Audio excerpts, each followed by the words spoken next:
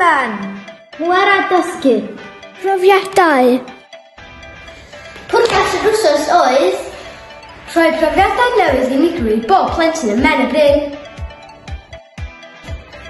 cyfleoedd i bob plentyn defnyddio eu pwerau dysgu.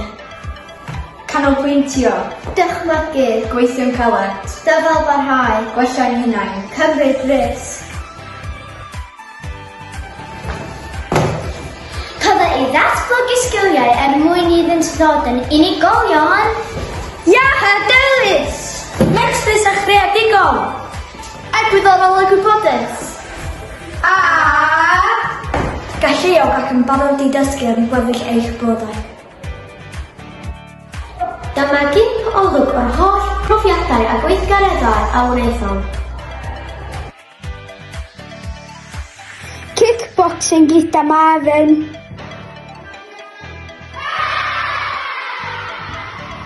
Yoga gyda leihau. Blwyddyn 4 yn Plas Menai.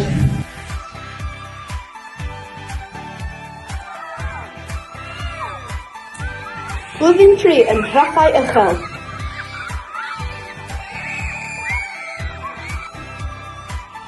Blwyddyn 5 a 6 yn Pen-y-bryn.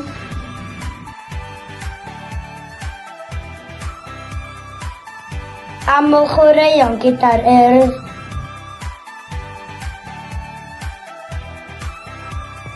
Taith i'r sinema i wylio Paddington Bear. Taith gyda'r noddedig yn casglu arian at leihau costau i rieni.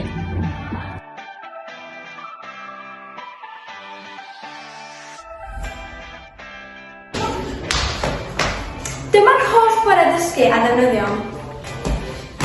Pwerau a fydd yn helpu ni lwyddo yn y dyfodol.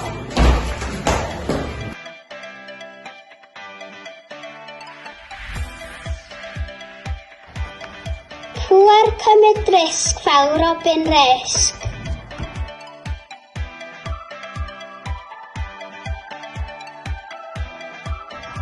Pŵer gweithio galed fel aled caled.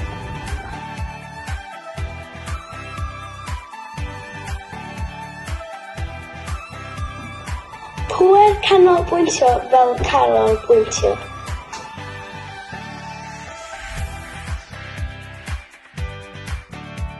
Deall eraill gallu gwrando a cydweithio fel dan deall.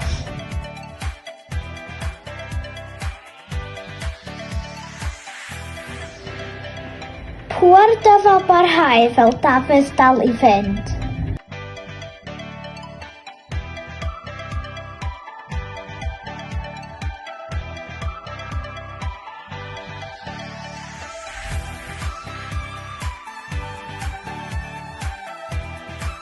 Pŵer ymdrechu fel yn y ymdrech.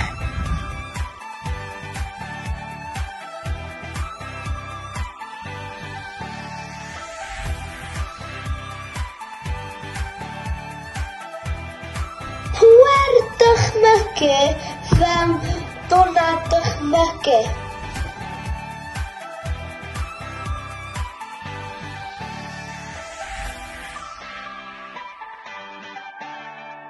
Pŵer peidio bod yn ofyn, gwneud camgymeriadau fel gwyno gwella.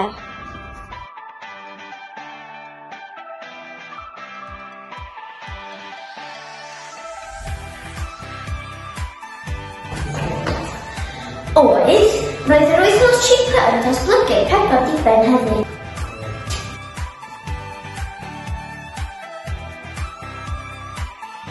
Buom yn creu smoothies iachus. Kebabs ffrwytho iach.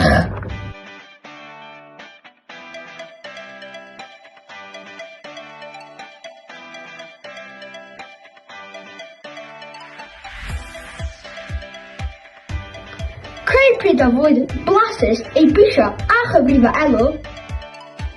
Datblygu sgiliau rhifedd. Creu bisgedi blasus a dysgu am ddiet cysbwys.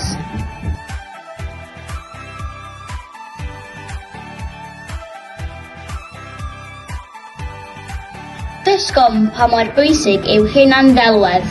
A sut mae delio gyda bwlio?